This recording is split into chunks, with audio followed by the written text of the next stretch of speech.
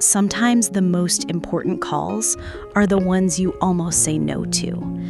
The ones that come late at night when you're tired and you think, I just can't take on anything more. That was the call about Miles and Willow.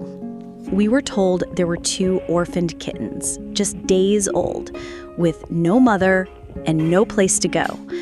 And my heart, it sank. We normally don't take them that young. It's an incredible amount of work. And honestly, it's just so risky.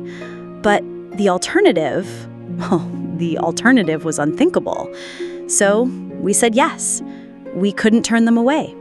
And just like that, our world began to revolve around 2 tiny beings that could fit in the palm of my hand. This is the part of rescue people don't always see. It's not just cute cuddles.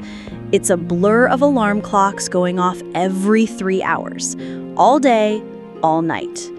You stumble out of bed, your eyes are blurry, and you mix this special formula, making sure it's the perfect temperature.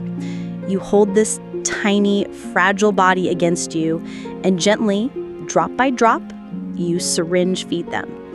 Every feeding is a little prayer, a plea for them to have the strength to latch on, to swallow, to fight. It is relentless, exhausting, and all-consuming work. In those first couple of weeks, they were so small, only about 7 ounces each. It was truly an uphill battle. But we weren't alone in this. We named them Miles and Willow, after some wonderful friends who had donated supplies from our wish list.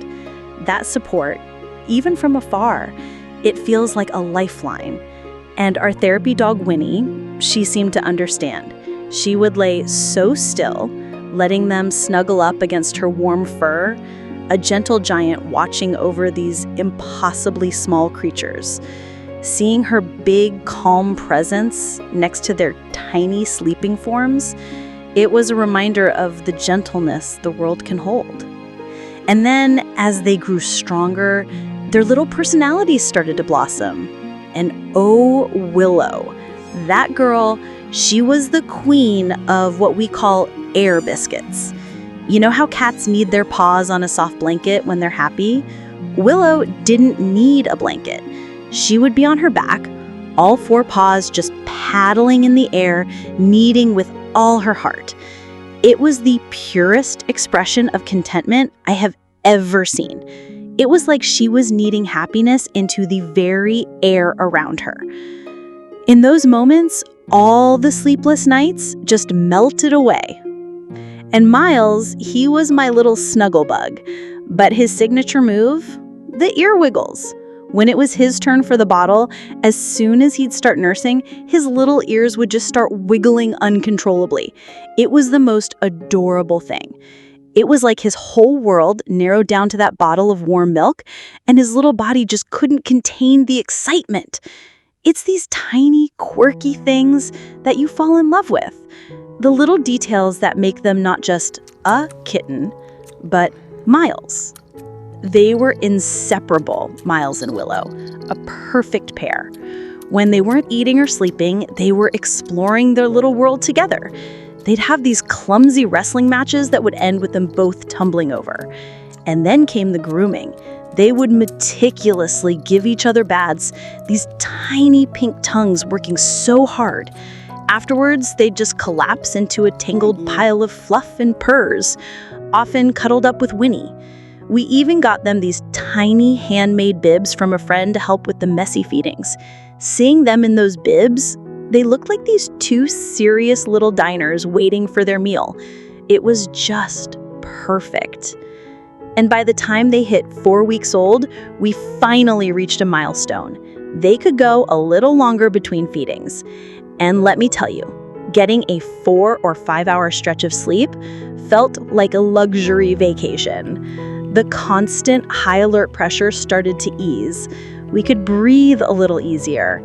I think Winnie enjoyed the break too. She was so patient with all of our photo shoots and videos, but she was probably happy to have a bit of a rest from her kitten sitting duties. We were just so grateful for everyone following their journey, for all the kind words. It truly felt like we had a whole community cheering them on. And just when you think you've got a routine, life throws you a curveball. We had a massive storm and lost power for 4 whole days. 4 days! No power, no internet. Suddenly, simple things like keeping the kittens in their formula warm became a real challenge. It was a stark reminder of how much we take for granted. But we made it work. And in a funny way, it brought us all closer. Even our other dog, Maggie, got in on the action. I remember warming a bottle for them, and Maggie was just staring, mesmerized, her tail wagging. She inched closer and closer, and I swear she was about to ask if she could just have one little sip. It was a moment of normal, funny, family chaos in the middle of a stressful time. And then, before you know it, the weeks have flown by. They weren't tiny, fragile beings anymore.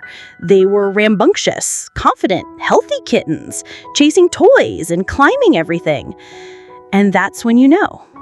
This is the part of fostering that's always so bittersweet. You look at them and your heart is just bursting with pride and love. You did it. You got them here. But you also know that your job is almost done. The whole goal of fostering, the whole point, is goodbye. And then the day comes. The perfect families are found. Miles and Willow were adopted. Not together, but to 2 wonderful, loving forever homes where they would be cherished. Handing them over it's a feeling I can't fully describe. It's a mix of a heavy heart and a full heart. You cry because you'll miss their little ear wiggles and their air biscuits. But you smile through the tears because this was always the dream for them. To go from orphaned and helpless to safe and so, so loved. Our home was just their stopover, their safe harbor. Our job was done. It was time for their real lives to begin. And there is absolutely no better feeling in the world.